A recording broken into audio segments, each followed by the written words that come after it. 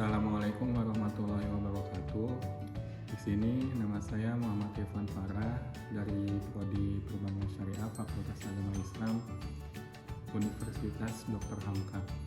Di sini saya akan menjelaskan tentang sebuah materi dari mata kuliah Manajemen Risiko yang berjudul Manajemen Korporasi atau Korporat dari sebuah perusahaan. Pengertian risiko perusahaan yaitu fluktuasi dari eksposur korporat sebagai akibat keputusan atau kondisi saat ini. Besaran risiko korporat terkait dengan ketidakpastian dari nilai perusahaan dan kekayaan pemegang saham.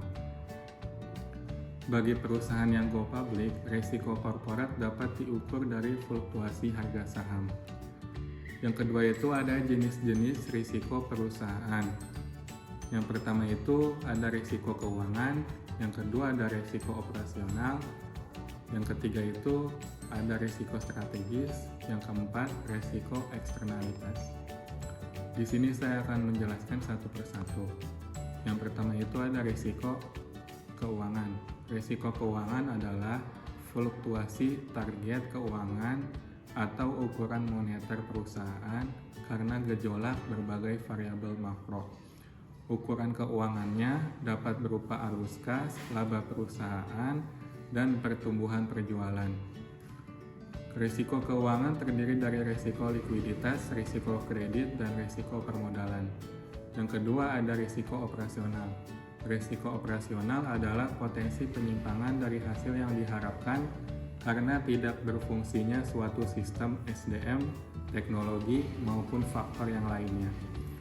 Risiko operasional bisa terjadi pada dua tingkatan, yaitu teknis organisasi. Pada tataran teknis, risiko operasional bisa terjadi apabila sistem informasi terjadi kesalahan dalam pencatatan. Kemudian ada informasi tidak memadai dan pengukuran risiko tidak akurat. Yang ketiga itu ada risiko strategis. Risiko strategis adalah risiko yang dapat mempengaruhi eksposur perusahaan dan eksposur strategis akibat keputusan strategis yang tidak sesuai dengan lingkungan eksternalnya dan internal usaha. Risiko strategis terdiri dari risiko transaksi strategis, transaksi hubungan investor, dan risiko usaha. Yang keempat ada risiko eksternalitas. Risiko eksternalitas adalah potensi penyimpangan hasil pada eksposur perusahaan dan strategis dan bisa berdampak pada potensi penutupan usaha. Karena pengaruh dari faktor eksternal, risiko eksternal terdiri dari risiko reputasi, risiko lingkungan, dan risiko sosial maupun risiko hukum. Kemudian ada pengertian Enterprise Risk Management. Pada dasarnya, konsep dari Enterprise Risk Management adalah mengembangkan konsep internal control yang bebas dari pengaruh dan semakin memfokuskan pada aspek manajemen risiko perusahaan. Konsep ini tidak bermaksud untuk menggantikan kerangka kerja internal yang ada, melainkan menjadi suatu kesatuan. Para manajer dapat memanfaatkan interest management, interest framework baik untuk memenuhi dan memuaskan kebutuhan internal kontrol maupun untuk mendukung proses manajemen risiko. Ketidakpastian yang kerap kali dihadapi para manajer dapat berupa risiko-risiko atau peluang-peluang yang dapat diperoleh melalui suatu tindakan manajerial yang dapat menurunkan atau meningkatkan penciptaan nilai suatu perusahaan. Kemudian, dalam dunia perbankan, definisi dan penerapan IRM dapat berbeda antar bank. Namun secara umum, kerangka IRM di setiap bank yaitu budaya pengendalian, pengawasan manajemen yang dapat didefinisikan secara jelas, dan juga adanya proses manajemen risiko yang sejalan dengan kerangka Basel Commit, yaitu identifikasi, pengukuran, pemantauan, dan pengendalian. Kemudian ada manfaat enterprise risk management. Yang pertama itu ada peningkatan efektivitas.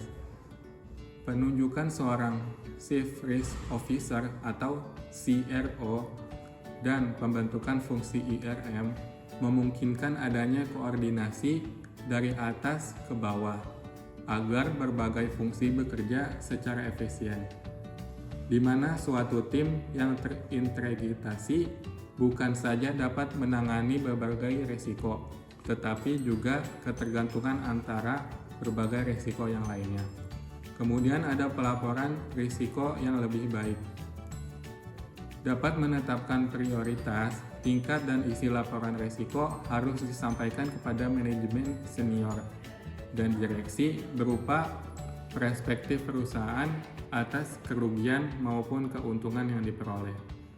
Kemudian yang ketiga ada perbaikan kinerja bisnis. Mendukung pengembalian keputusan penting perusahaan dalam mengalokasikan perbaikan kinerja bisnis untuk mencakup penurunan kerugian, volatilitas pendapatan yang lebih rendah, dan peningkatan nilai pemegang saham. Perbaikan ini adalah hasil dari pandangan portofolio atas semua risiko dalam mengelola hubungan antar risiko, modal, dan profitabilitas.